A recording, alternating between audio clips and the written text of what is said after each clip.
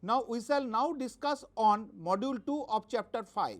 In module 1, we have learned that BDLXY is a nonlinear space whenever capital X and capital Y are two nonlinear spaces over the same field of scalars and T is a bounded linear operator. Now, we shall prove by theorem some results on norm of the operator T. Now, we shall discuss on module 2. The title of module 2 is norm of bounded linear operators under the chapter 5. Now, let us take a theorem, that is norm of T is equal to supremum of norm of Tx, where supremum is taken over norm of x is equal to 1 for T is a bounded linear operator from capital X to capital Y. So, let us take a proof for such a theorem. Let norm of x is equal to a, which is not equal to 0. Put y equal to x by norm of x. So, norm of y equal to 1.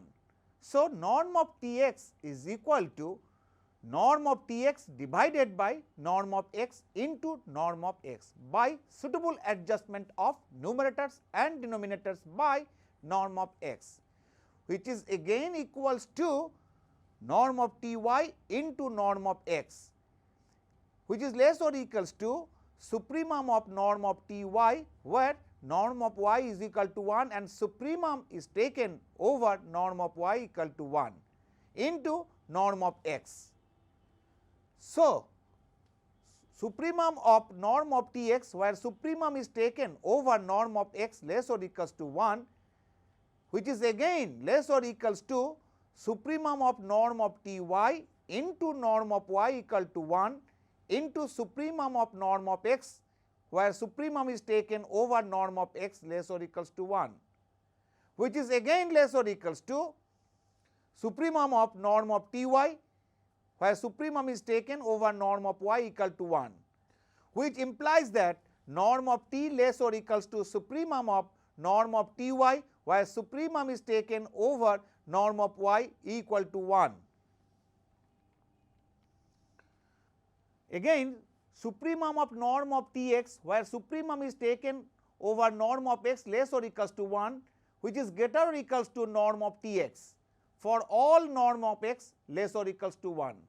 In particular, supremum of norm of Tx, where supremum is taken norm of x less or equals to 1, which is greater or equals to norm of Ty as norm of y equal to 1. So, norm of T is greater or equals to supremum of norm of Ty, where supremum is taken over norm of y equal to 1. Combining the earlier results, we get norm of T is equal to supremum of norm of Ty, where supremum is taken over norm of y equal to 1. Let us take another theorem. Let capital X and capital Y be two nonlinear spaces over the same field of scalars capital F, and let T belongs to BDLXY. That means, T is a bounded linear operator from a nonlinear space X to a nonlinear space Y. Then norm of T is equal to infimum of m greater than 0, such that norm of Tx less or equals to capital M into norm of x for all x belonging to capital X. Let us take a proof. Let x is a non-zero element in capital X, that is x not equal to 0 vector in X. Put y is equal to x by norm of x. So, norm of y is equal to 1, but norm of T equal to supremum of norm of Tx, where supremum is taken over norm of x equal to 1. So, norm of Ty is less or equals to norm of T, which implies that norm of T into x by norm of x by the substitution of y is equal to x by norm of x. So, norm of T x by norm of x less or equals to norm of T, which on simplification we get norm of Tx less or equals to norm of T into norm of x.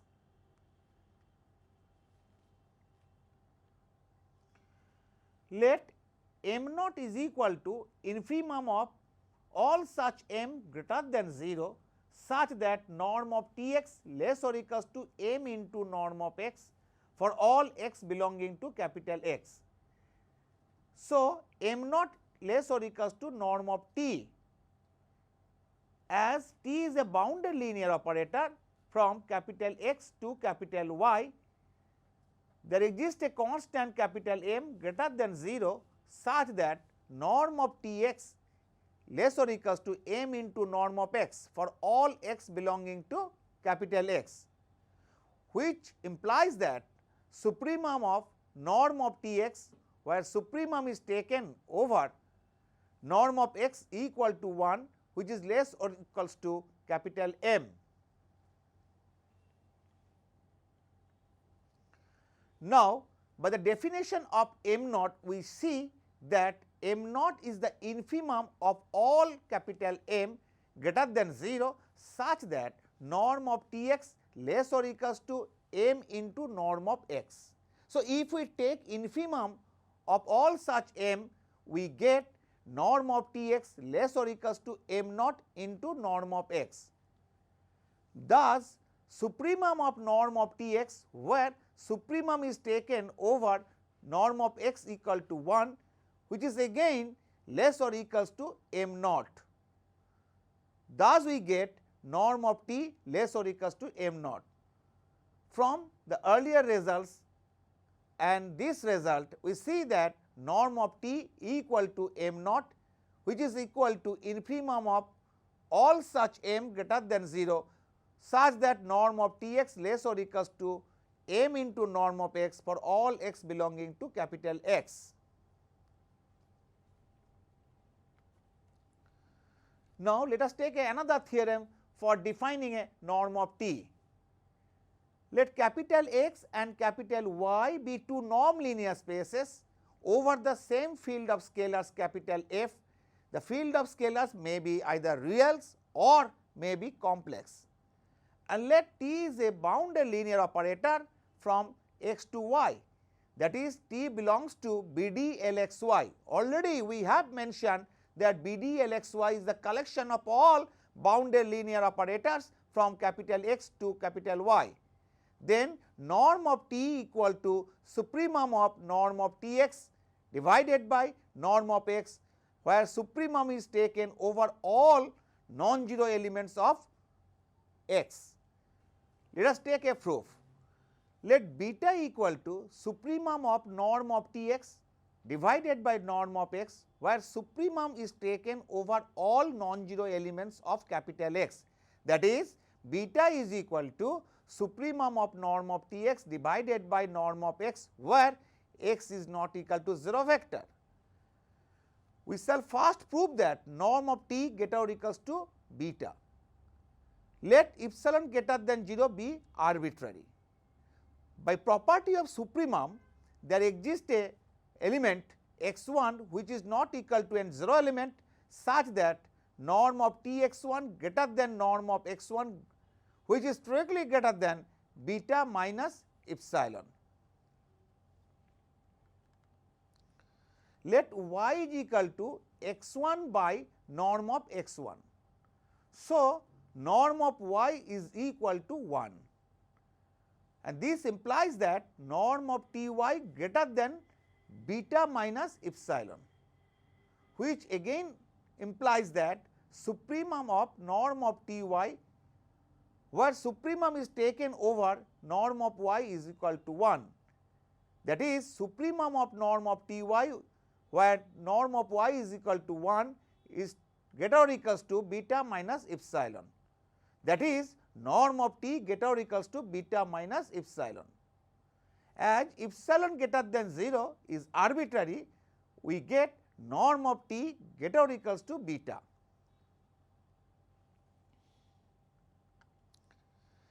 If possible, let norm of T greater than beta.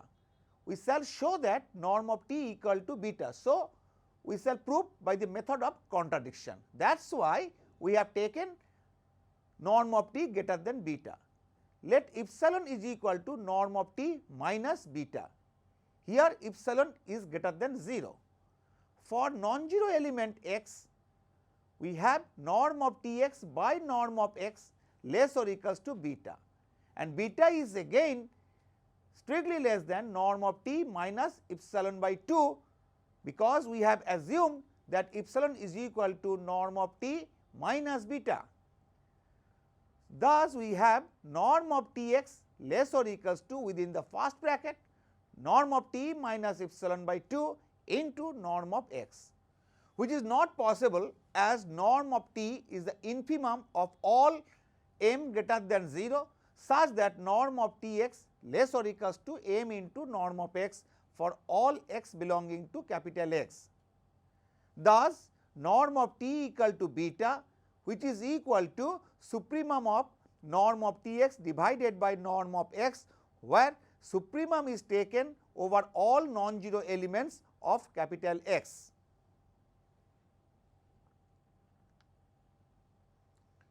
Let us take a problem. Let T be a mapping from CAB to CAB, that means CAB is the collection of all real valued continuous functions over the closed interval a comma b, and T is an operator from CAB to CAB defined by T of f is equal to psi. F is taken from CAB and psi is defined by psi x is equal to integration a to x f t dt, where x is taken from the closed interval a comma b, that is psi x is equal to integration a to x f t dt, where a is less or equals to x less or equals to b. Now, we shall find the norm of t. Clearly, psi belongs to CAB, because psi x is equal to a comma x f t dt, and f is continuous, and we know that if f is continuous, then the integrable function psi is again continuous. So, that is why psi is a continuous function over the closed interval a comma b. Clearly, t is linear, that is, if we check that t of f plus g is equal to tf plus tg and t of alpha f is equal to alpha into tf for all scalars belonging to R and for all f belongs to CAB. Now, norm of Tf is equal to norm of psi, because we have assumed Tf is equal to psi. So, take a norm both sides of Tf is equal to psi. Thus, we get norm of Tf is equal to norm of psi is equal to supremum of mod of psi x, where supremum is taken over the closed interval a comma b, because psi is taken from CAB and CAB is equipped with sup norm, and by the definition of sup norm we get norm of psi is equal to supremum of modulus of psi x, where a is less or equals to x less or equals to b, and supremum is taken over the closed interval a comma b. So, thus norm of Tf is equal to supremum of mod of psi x, where a is less or equals to x less or equals to b, which is again equals to supremum of a less or equals to x less or equals to b modulus of integration a to x f t dt, which is again less or equals to supremum of a less or equals to x less or equals to b integration a to x modulus of f t dt, which is again less or equals to norm of f supremum of a less or equals to x less or equals to b, where supremum is taken over the closed interval a less or equals to x less or equals to b.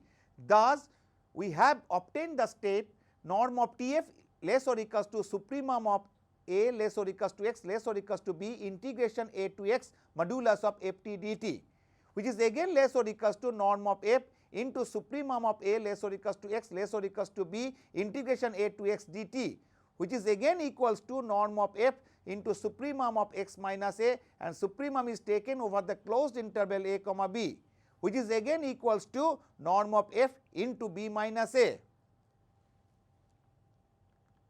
This implies that T is a bounded linear operator. So, supremum of norm of Tf, where supremum is taken over norm of f equal to 1, which is again less or equals to b minus a, implying that norm of T less or equals to b minus a. We shall now prove the reverse part. For this, let us assume that f0 t is equal to 1, that is f0 is a constant function over the closed interval a comma b. We know that every constant function is continuous function. So, f0 t belongs to CAB. Let Tf naught is equal to psi naught, say, where psi naught x is equal to integration a to x f naught t dt, but norm of f naught is equal to 1, because we have assumed f0 t is equal to 1. So, norm of t equal to supremum of norm of Tf, where supremum is taken over norm of f equal to 1.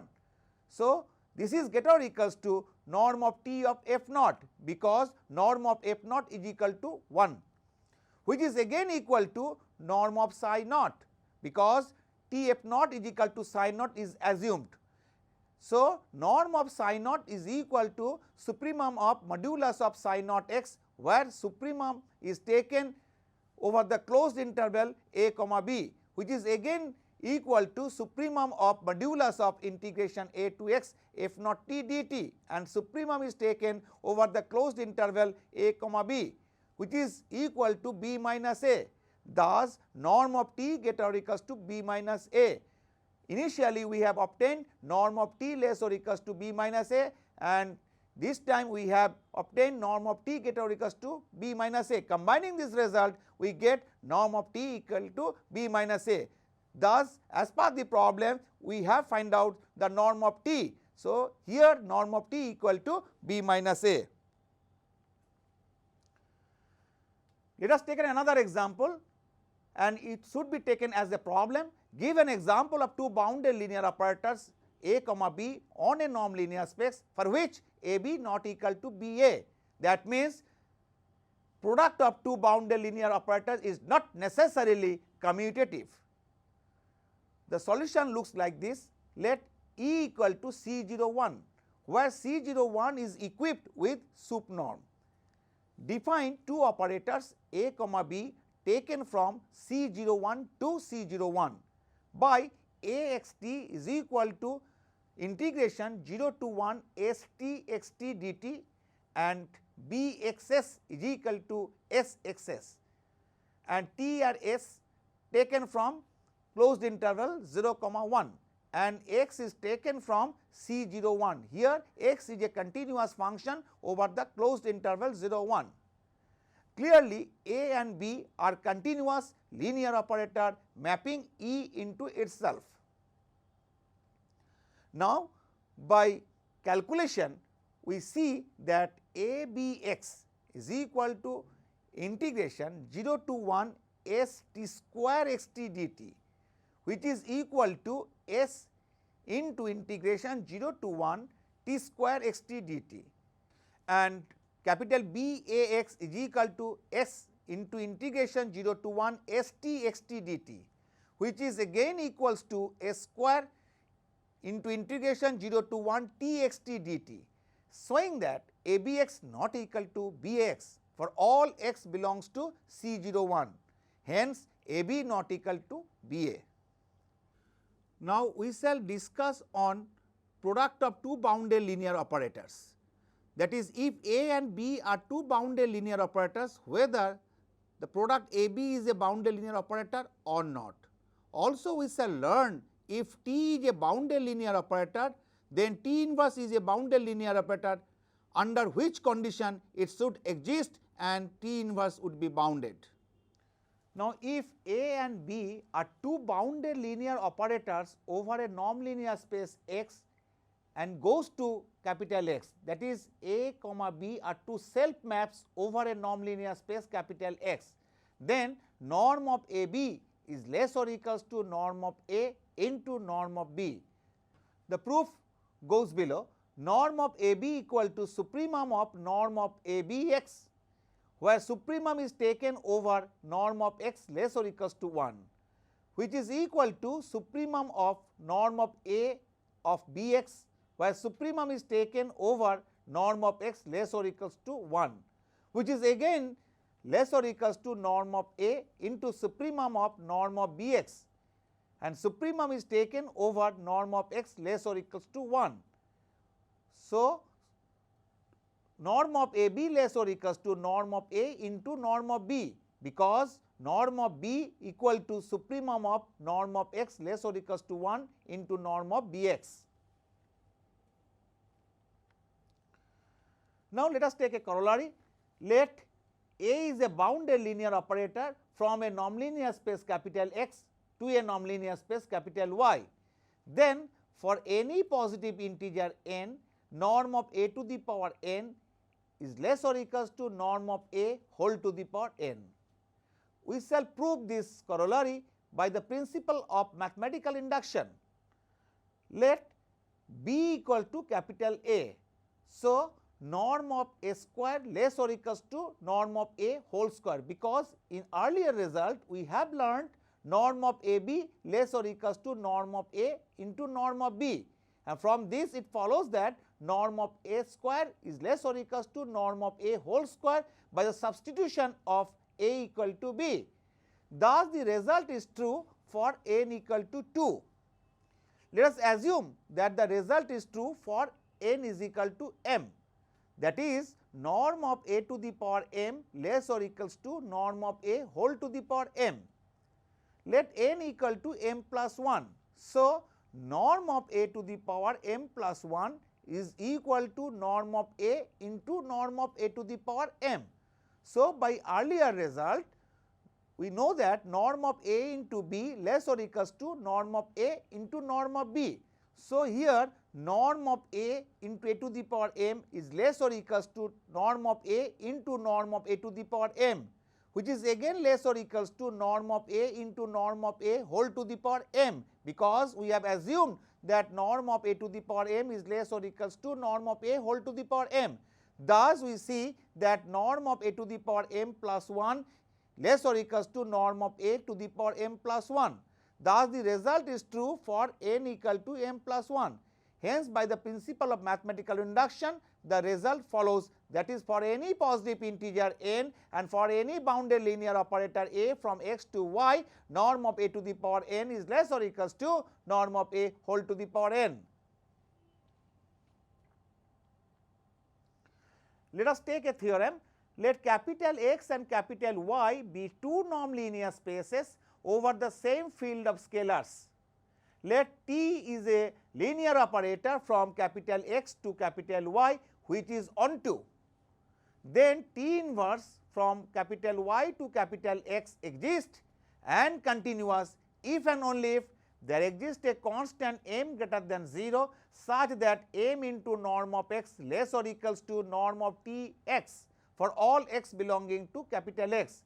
This statement can be reformulated as, if we consider that let x and y be two nonlinear spaces over the same field of scalars and let T x to y be a linear operator which is onto, then T inverse y to x exists and is bounded. In earlier statement we have assumed that T inverse y to x exists and continuous. Now we shall say that T inverse from y to x exists and continuous if and only if there exists a constant m greater than 0 such that m into norm of x less or equals to norm of T x for all x belonging to capital X. The proof goes below. Let us suppose that the condition holds, that is, there exists a constant m greater than 0 such that m into norm of x less or equals to norm of T x for all x belonging to capital X. Let T x is equal to theta y for x belonging to capital X, where theta y is the 0 vector of capital Y. So, norm of T x is equal to norm of theta y and norm of theta y is equal to 0. That is, norm of T x is equal to 0 for x belonging to capital X. As we assume that m into norm of x less or equals to norm of T x and norm of T x is equal to 0 is obtained. So, m into norm of x less or equals to 0, that is norm of x equal to 0, because norm of x can never be less than 0. Hence, norm of x equal to 0. Hence, x equal to theta x. Thus, T x is equal to theta y implies x is equal to theta x. We know that inverse exists whenever T x is equal to theta y as a unique solution, x equal to theta x. Already we have learnt it. So, here x equal to theta x is a unique solution and can be proved. And so, T inverse y to x exists by the earlier theorem as discussed in module 1. Also it can be shown that T inverse from capital Y to capital X is linear. Let y belonging to capital Y show there exists x belonging to capital X such that T inverse y is equal to x. So, m into norm of x less or equals to norm of Tx, which implies that norm of T inverse y less or equals to 1 by m into norm of y. If we substitute norm of Tx is equal to norm of y and norm of x is equal to norm of T inverse y. Thus, norm of T inverse y less or equals to 1 by m into norm of y, which is equal to k into norm of y, where k is supposed to be taken equal to 1 by m, which is strictly greater than 0. That is, norm of T inverse y less or equals to k into norm of y for all y belongs to capital Y. So, T inverse from capital Y to capital X is bounded, and hence T inverse capital Y to capital X is continuous, because we know that if a linear operator is bounded, then it is continuous and vice versa. Again, conversely, let the linear operator T inverse from capital Y to capital X exist and continuous. So, T inverse capital Y to capital X is bounded.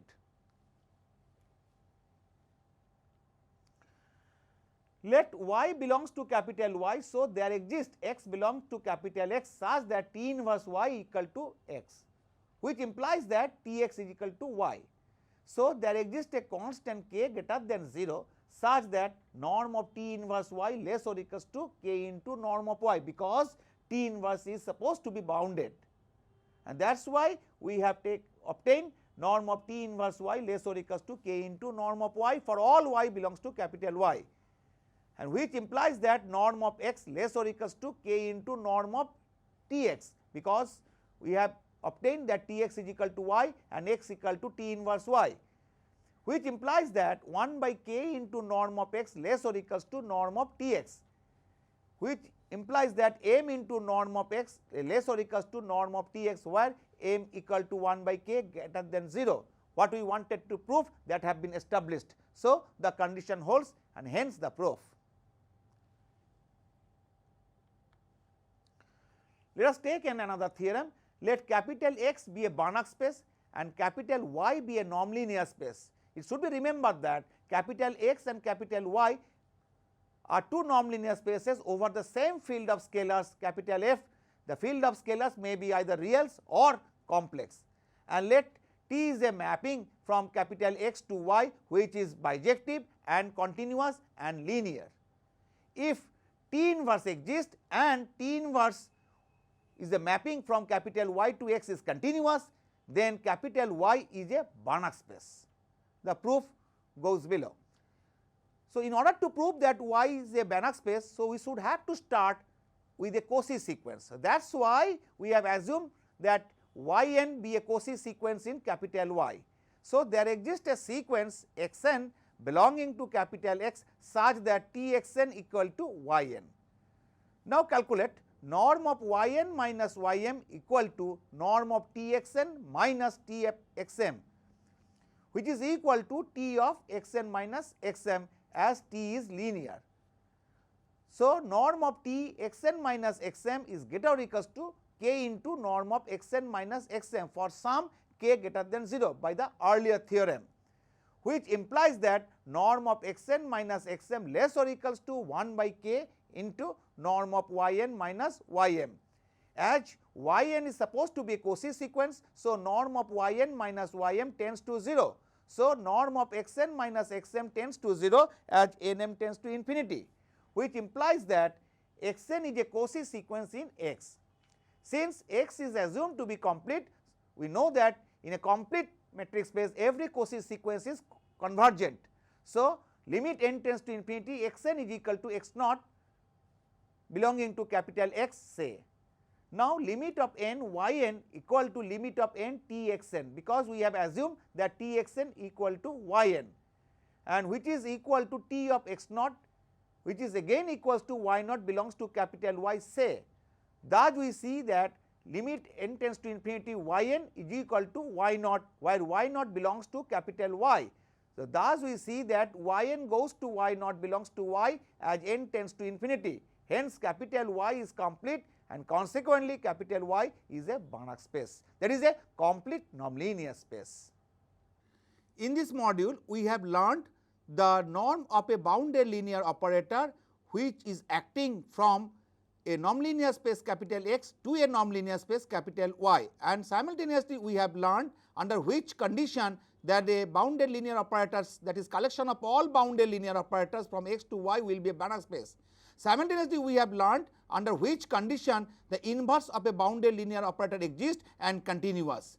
So, with this we now end this module 2.